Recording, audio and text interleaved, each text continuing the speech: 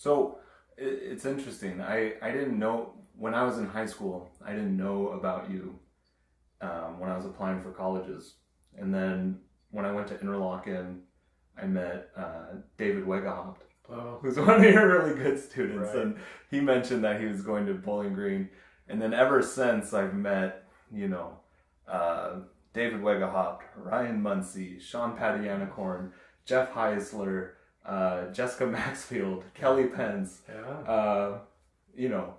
And of course, Kelly's getting married. You know that, right? Next week, right? So very soon. Yeah. So that's great. And then there's countless others, and that got me interested in your story, and it's a little different because you didn't just study with Hemke. Can you talk about your relationship with Don Cinta and did you study with Larry Teal? I did a little bit. A little bit. So I was an Interlochen camper. We were talking about Interlochen. Right. I went to be a camper in '84 and '85, I believe. No, I'm in the wrong era. '64 and '65, I was there as a camper, and Joe Maddie was still living the first year I was there. So he was this the creator of Interlochen. He was the father of that camp, and I remember him kind of tottering around. We knew who he was, but we didn't really understand the history of this man and what a wonderful thing he had done. So it was fun that I had a chance to see him.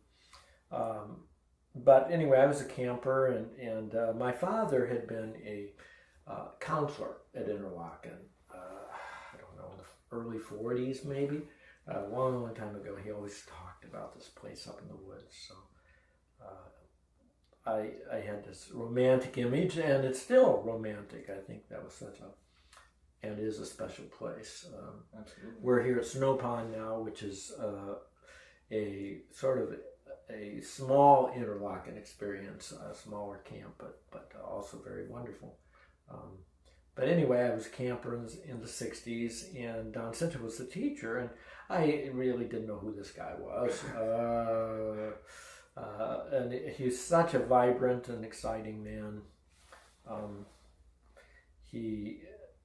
I had an old silver con saxophone, and I didn't really know what I was doing. I had private lessons, but not too extensive, and my father had started me.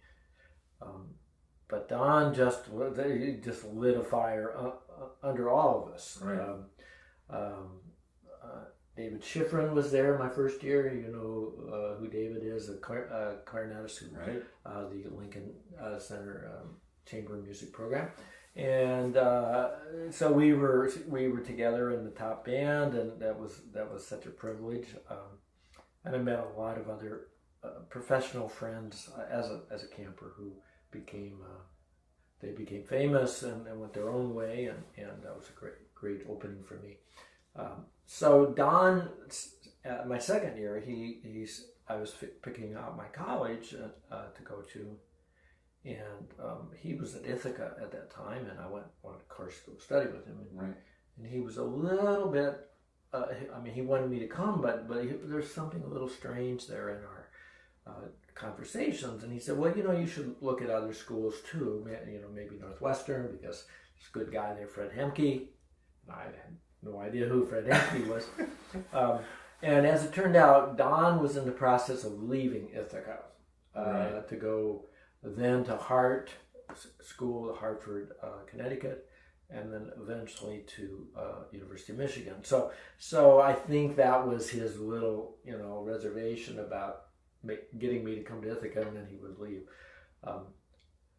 So I met Fred that summer. We stopped in Chicago and went to his studio and had I played for him a little bit, and a brief meeting, and another exciting guy. Both of these are real mentors to me. Of course, I spent most of my time with Fred, but Cinta got me going. And then a little bit later, as I was a student at Northwestern, I took a summer and went up to University of Michigan and worked with Larry Teal.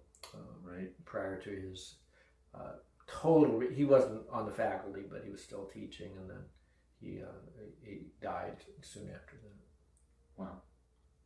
So do you remember anything from that first lesson with Dr. Hemke in the summer? Not really. Yeah. I just remember this is such a tall, big guy, and powerful and exciting, and I was probably playing the crest, and I may have been playing Eber, I don't know at one time. And so he coached me on that piece, both of those pieces. No, I don't really remember any particular event. It just was an important meeting. Right, of course.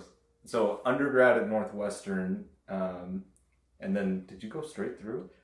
Yes. When I was a senior, I was looking for grad schools, and a couple of my friends also, Jim Hill and Bobby Black. I was about to graduate, and we wanted to continue with a good teacher, and one place we were looking at was Eastman, and Fred was thinking of doing his doctorate at Eastman, so he kind of encouraged us. He said, "Yeah, you guys come and keep working with me," because they had a clarinet teacher that taught saxophone at that time. Osik was his name, and so we all applied, and I was accepted at Eastman, and I'm okay. This is going to be great. And then, kind of at the last minute, Fred decided he was going to go to Madison, to do his degree. So all of a sudden, our whole plan fell apart. And I also had applied to Northwestern for a master's, and was accepted there with some scholarship money. Great. And but I knew Fred wasn't going to be there because he was doing not a sabbatical, but a year off to be a graduate doctoral student. Yeah. So I managed to take lessons with the person they brought in, Jim Kasperzik, Jim, of the Chicago Saxophone Quartet, and that was valuable. But I also was able to take 1 quarter, we were on the quarter system, with 3 other teachers who were in the Chicago Symphony. So I studied clarinet. I studied with a clarinet teacher. I studied on saxophone with Jerry Stoll, and I had lessons second semester with Wally Kujala, the piccolo flute player, Chicago Symphony, and then the third semester with Arnold Jacobs, the extraordinary tuba artist with the Chicago Symphony and breathing expert, and that was really important for me. Yeah, I had a fabulous time. What did Jerry Stoll say about saxophone? We worked on, I don't know, I might have played the Brahms clarinet sonata on saxophone.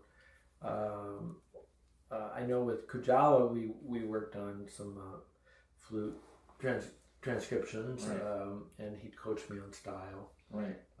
But just delightful people, and I'm so honored that they were willing to take me as a student. But I imagine that all these Chicago Symphony orchestra musicians had very little tolerance for the tendencies of the saxophone. They were very. Of course, they said you have to play in tune, and you have to count correctly, and all that stuff. But they had a good relationship with Fred, and they respected the instrument. There was not a sense that we're playing an inferior instrument. It was my understanding that Dr. Hemke organized that woodwind faculty and got them all over there. He did, he did. He was so influential in that whole program. He was the head of the woodwind and the wind and string. I think he did strings too. I'm not sure, but he hired many wonderful teachers from the symphony, and it was great to have them around. Yeah. So after this, gosh, we could really get into the weeds with Kujala and Arnold Jacobs, but in the interest of time, you went straight from your master's into the doctorate? No, then I needed a job. And I know I applied for several college jobs as a master's graduate. I remember one interview I had was at a small college in Michigan, and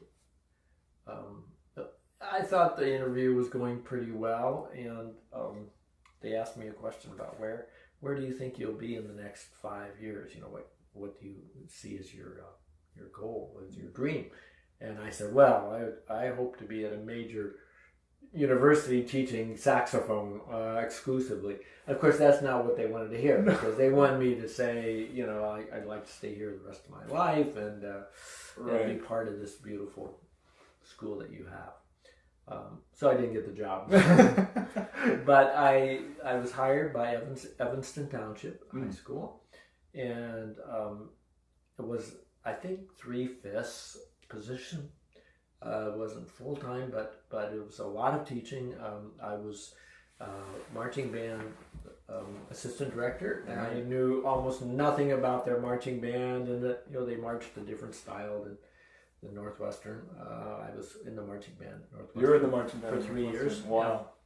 Yeah. But I didn't know this particular system, and so I was the assistant. Okay. I didn't have to run it, and I taught chamber music, and I played piano for the chorus.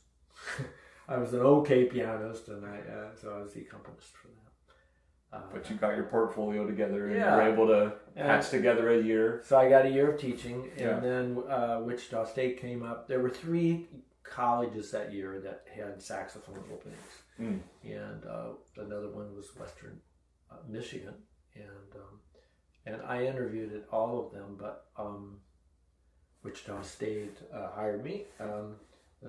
They were just creating a new full-time saxophone teacher, and so I was at Wichita for 3 years. Wichita for 3 years. Yeah. Okay. And then what you had a job, and then what spurred you to? Well, one important thing in my life. In 1971, I'm starting my master's at Northwestern, and I met this very beautiful woman, Marilyn Shrewd, who was doing her master's as well. And I remember we were in the old white building. We called it the White Elephant. Is that the name you Is this remember? MAB or? I don't know what other names it had, but it was right next to Letkin Hall, that big. Sure, yeah. It used to be a women's dorm, and then became the music school. And so Marilyn was sitting in the front in this kind of a sun porch area, and you know, I was back as a master's student. I was very proud of myself. You know, I'm going to meet all these great women, and you know, here's this attractive woman sitting there, and so I couldn't think of anything to say except, what time is it? That was our first conversation. Oh my gosh. But we became good friends, and so we were married about 2 years later, and then we moved to Wichita. But as a teacher there, I was enjoying my experience, but Wichita is a little isolated. Right. And Marilyn was a faculty wife. She's a great composer and wonderful pianist, but she would always have been a faculty wife. She would not have had opportunities. Right. So we knew we had to leave, and we knew also that for her, she had to have the doctorate. She had to get that degree, and so we shopped around for schools, and Northwestern offered us both assistantships. And so I think 75 we started going back as in summers, and then in 76 we were full-time students. Our daughter was born about that time, so we had a 1-year-old daughter, and we both had full-time assistantships and full schedules, and we had no babysitter. So it was a tough year. Right, of course. You know I know very well how it's like having a young daughter, Yeah. right? And perhaps another child soon. We'll see if we'll cut that out. That's funny. So yeah, you may not want to use that. So it was a special time, and I don't think I was a great graduate student that year. We would meet halfway between. I would run home and grab Marie, our daughter, and Marilyn would run back to the school so she could teach her music theory class, and we were back and forth like that. It was crazy. It was nuts. But we did it. And, Right. It was an adventure. It was exciting. And I'm just trying to put together the timeline in my mind. Where does Walter Mays fit in this? Okay. And then also the Asia tour. Are we there yet? Asia was a little bit later. Okay. So but Walter Mays. Walter was a faculty at Wichita State. Right. Walter Mays, and became very good friends. Walter and his wife, Mary, and during our first year, we were aware of the upcoming World Saxophone Congress in Bordeaux, France. Jean-Marie Landex put together that Congress. And we wanted to be part of that, or I did. And so I asked Walter to write a piece, concerto, and also I asked Marilyn to write a soprano piece. And she wrote a wonderful soprano saxophone piano work called Music for Soprano Saxophone. And we ultimately premiered those at the Congress. We received some money from, I believe, from the city of Wichita, to help us with that, the travel. And we needed an orchestra. And Jean-Marie, I wrote him, I said, well, we want to come and do this concerto with orchestra. And he said, Mr. Sampen, we have no money to pay for an orchestra. I'm sorry, goodbye. And then I wrote back and I said, well, okay, we've raised some money and we can hire an orchestra. And he said, okay. Let's see if we can get you an orchestra. Yeah. So he wasn't really excited about our project, but I kept pursuing it. Right. Landex met us in Bordeaux at the train station. And I know he was very exasperated with me. He thought I was a lot of trouble. But he became very gracious and ultimately was a wonderful friend, and been so honored to know him and spend a lot of time with Jean-Marie. So the piece, it was for chamber orchestra, a Walter Mays piece, and we had members of the Bordeaux orchestra that performed it with us, and I think it was a big success. A little bit of this piece. There's some video that kind of floating around of a bit of that performance, but that was kind of my introduction into the big world of saxophone playing. Interesting. And you completely bootstrapped it. Just were persistent, and this is a theme going forward. Persistent. Just don't give up. Exactly. Don't give up. Keep after it. Absolutely. And so, was this maybe the first big premiere that you had done? Because I know you'd met Marilyn in your master's, and then there's 3 years at Wichita. What was it? Were you commissioning or premiering pieces? I was doing some other smaller things. Some friends at Northwestern. So this was definitely the big, big moment, your breakout. Right. I had won some competitions and done some solo playing in Golf Dahl. I played Eber. I played several things with orchestra. But as far as premiering and commissioning, this was the biggest project. So, and then in my timeline, did I miss Geneva? Yes, Geneva was a little bit earlier. It was 1970. Okay, so it was a master's in between. I was a junior. Junior. I was young. Yeah. And for whatever reason, 3 of the Northwestern saxophonists thought they should go to Geneva. Geneva, the concours happens very very irregularly. Yes. As you know, Right. I think it's every 13 or 14 years. Saxophone is the chosen instrument, or one of the chosen instruments, and so if you want to compete, you have to kind of work it into your life, because most of us only have one chance, and I think the age limit is 30. So if you're 20 years old and you don't go, 13 years later you're too old. You're out. So this is my chance to be part of that competition, and so 4 of us again found some money. I think it was a Clement Stone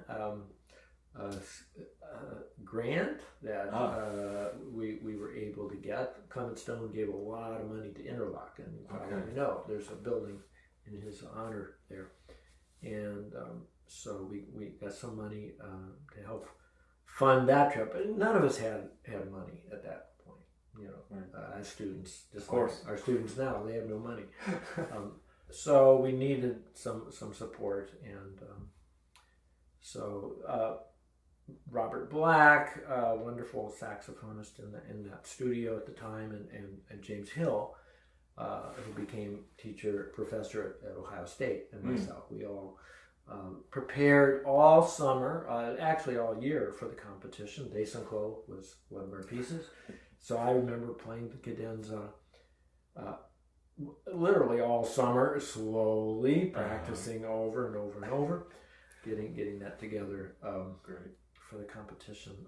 And then we took a pianist, and Fred Hemke had told us that if any of us would make it into the second round of the competition, he would be there. And I made it in the second round. Wow. So we called Fred, and he said, "Okay, I'll be on the plane tomorrow." Oh my gosh. And he flew over and was there. And I played very well, and I was a certificate winner. I did not win the competition, but that was a really important moment for me. Yeah. There was a first prize though? There was no first prize. Right. Okay. Jack Cripple, who was a colleague of Don Cinta, won the second prize. I see. And Patel, I think, won something, but it was down the line a little bit. But I won a certificate, and I'm very proud of that. Absolutely. And we had a great time with Fred. He drove us around Switzerland. And, we have lots of stories. I won't go into them now. Okay. But that was terrific. And so many years later, I in the early 90s, Geneva came up again, and one of my students, Russell Peterson, went to the competition. I said, "Russ, if you advance, I'll be there." Wow. And he did, and eventually Russell. There was no first prize that year, but he won second prize. Wow. And it was a tie for second prize with another saxophonist, Vincent David. Wow. And Fred told me privately, he said, "I don't know if you want to cut this out, the video," but he told me privately on the side, he said, "Okay, there were 2 second prizes. They were tied, but let me tell you that Russ Peterson was higher." Oh my goodness. So from Fred Hemke, yeah. I'm very well. Fred was on the committee. He okay. was a judge for that competition. So that was as a teacher, that was a real highlight. Absolutely. Yeah. And Russell is to this day such a great player in multiple genres and instruments, right? Yeah. Very natural. Oh my goodness. Wonderful artist. Yeah. Backing up to, this was 1970, Geneva? That was 1970. There was a story about the jury with Sigurd Roscher. Okay. If you wouldn't mind. Did I tell you this story? Last year, yeah. Okay. So in the competition, I forget how many people were actually there, maybe 50, 60 saxophonists.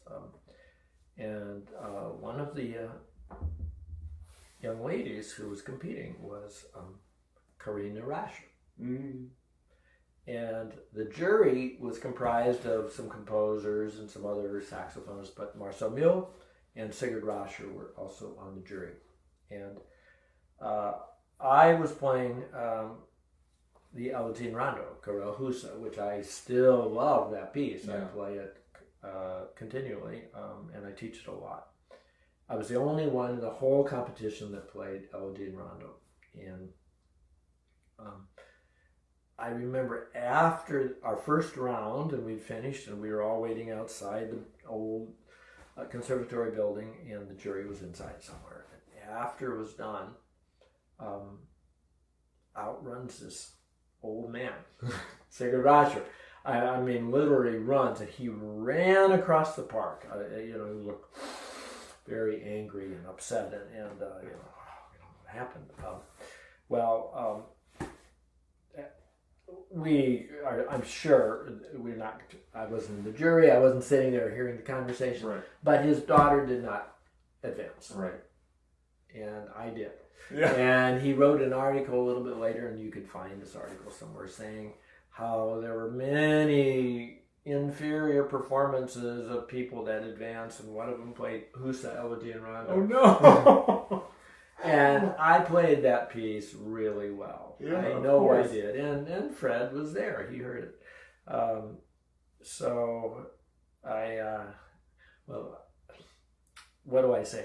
So whenever I want to get a little, it's not inspiring, but it just makes me mad and makes me continue to work hard, because I know that I can do these things, and it was just a funny moment. Yeah, that's really funny. Yeah. So the politics and infighting of saxophone competitions. Politics. Well, and we talked about this here at the camp. Still prevalent.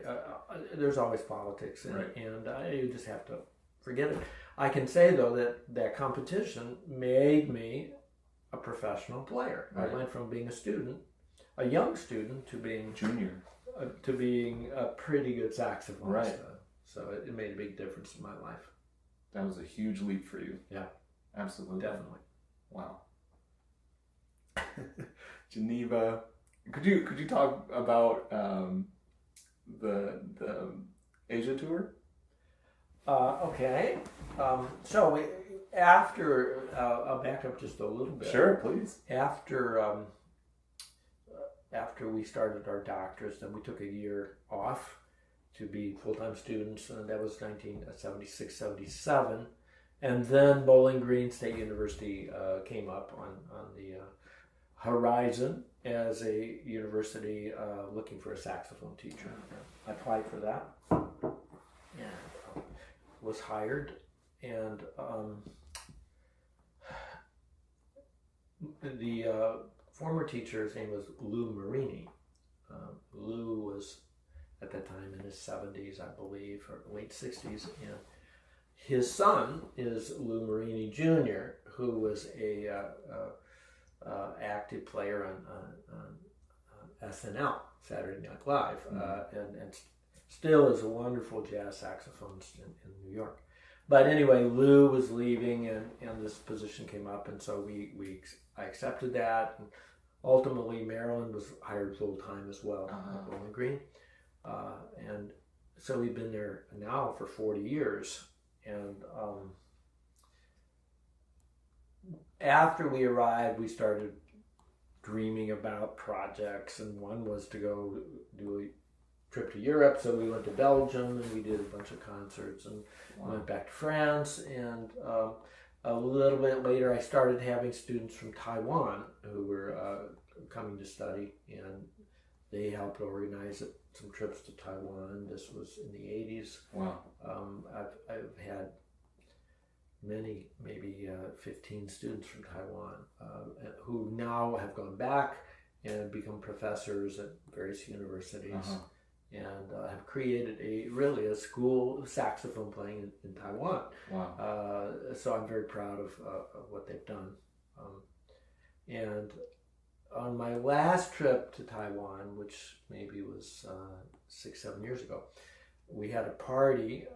It's kind of a small apartment, and all of these students came, and it was so much fun to see them together, and we talked about playing basketball as students at Bowling Green. You know, I played basketball with them, and we had a lot of fun events. But at the end of the party, somebody came in with this little case, and they opened it up. It was a sopranino saxophone. They had commissioned a gold-plated soprano saxophone for me, which they presented. And on the horn were engraved all of their names. Oh my gosh. So at that time there were 12 students, and then they had engraved also my signature, John Sampen. Where is this? Is this in your office? It's at home. Oh my goodness. Yeah. I don't know who the maker of the instrument was, but the gesture was just absolutely just fantastic. Yeah. Oh my goodness. So that was special.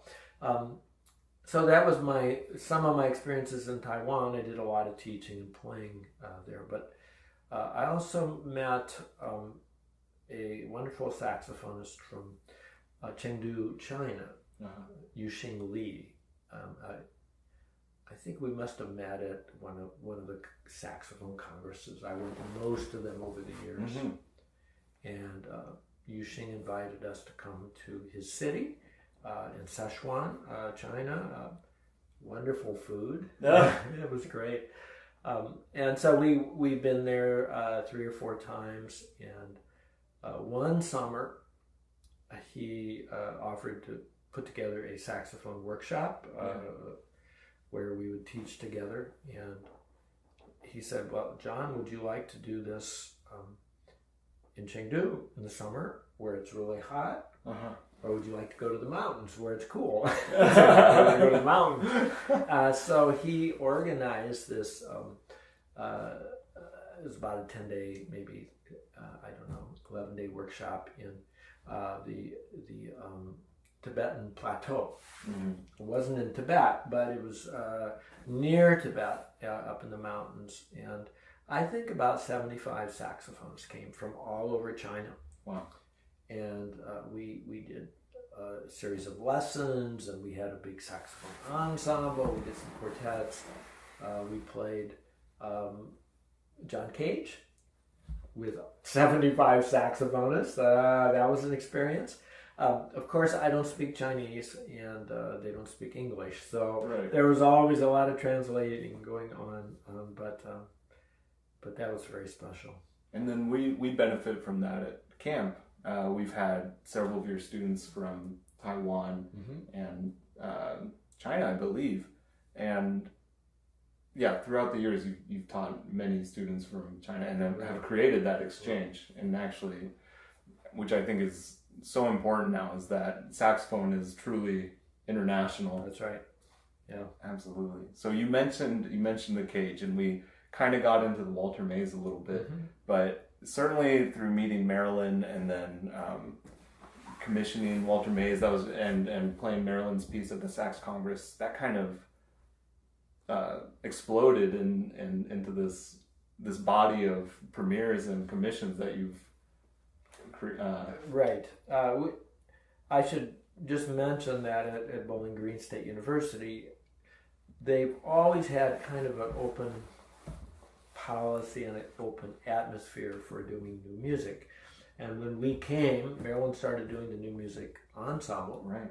And we were both very involved in contemporary music. And one of our colleagues there suggested we start a new music festival. And in 1980 or 81, we did that. We started this festival. We didn't expect it to go very far, but we've done now, I think, 37, 38 festivals. So every year we do this big new music festival, and we've had guests, the best American composers that were living at that time: Milton Babbitt, Usachevsky, John Adams, Harbison. We could just go down the list. These people have been our special guests, and so it gave me a chance to know these composers, and always I would ask them to write a piece for us, every single one. And sometimes it took a while. Sometimes they weren't interested, or they just didn't have time. But but we ended up with a much richer library repertoire. Absolutely. Of music as a result. And John Cage, you mentioned. You want me to speak about that a little bit? Cage was our guest in 1986. Just such a marvelous person. He had this wonderful laugh that you just it's like you were embracing him somehow, and he's bringing you into this little circle. And he loved everything. He loved the terrain of Ohio. I mean, Ohio is very flat, it's not very scenic, but he loved it. He loved everything. He loved being at Bowling Green. He loved the other composers that we had. And so I asked him to write a piece, of course. And he said, "Oh, I'd like to, John, but I'm writing this piece now. It's called Your Opera, EUR opera, like Europe." And he said, "I just can't do it now. I'm sorry."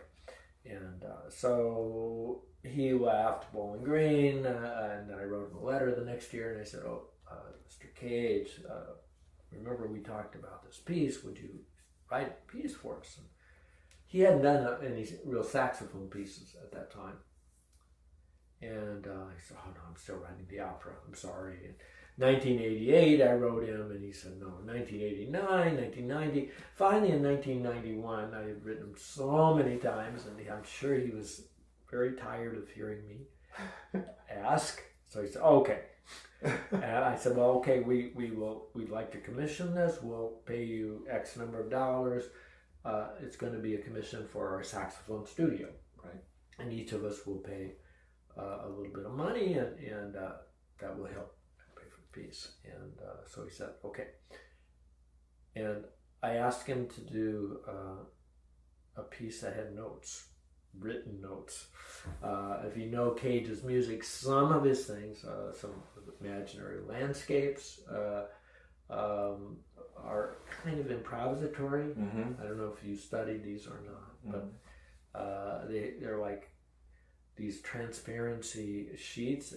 Some of them had dots, some of them had straight diagonal lines, and you arrange them how you want, and the directions say, "Take a reading and play it."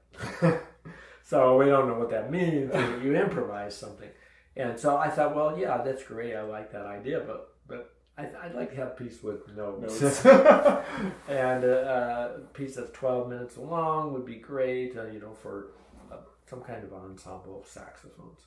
And so that's what he gave us. And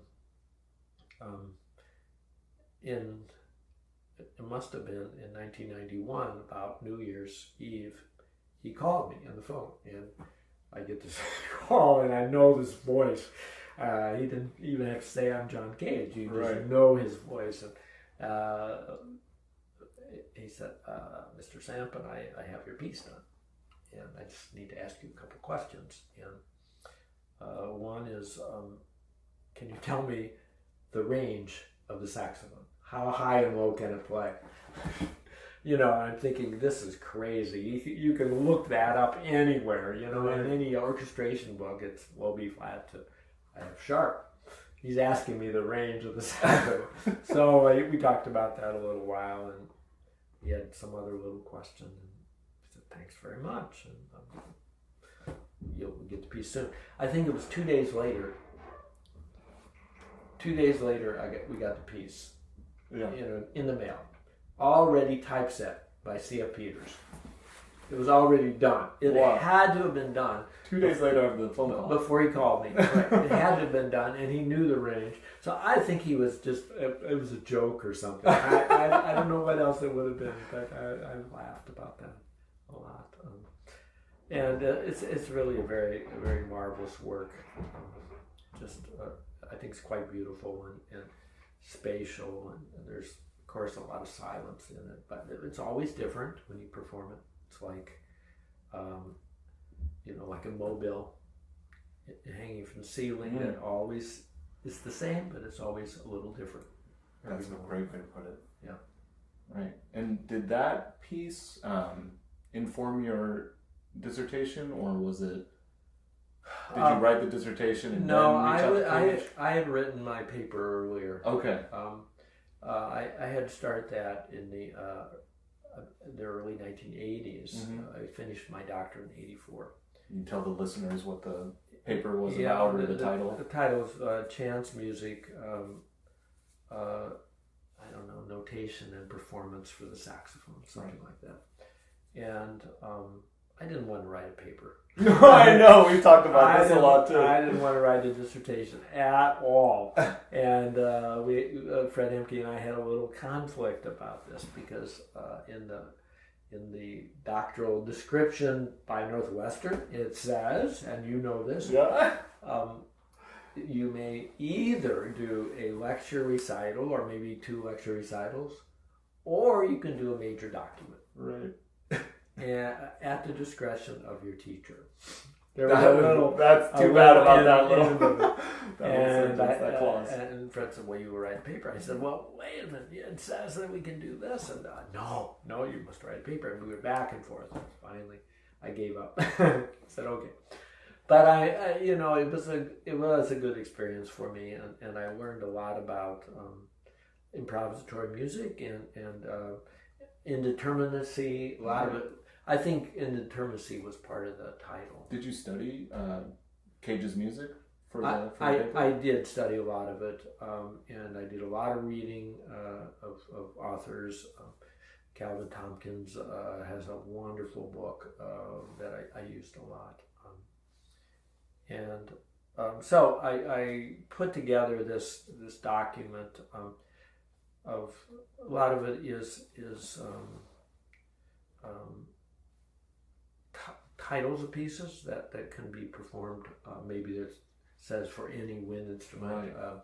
So I have, I don't know how, several hundred pieces that are in that with a little description of each piece.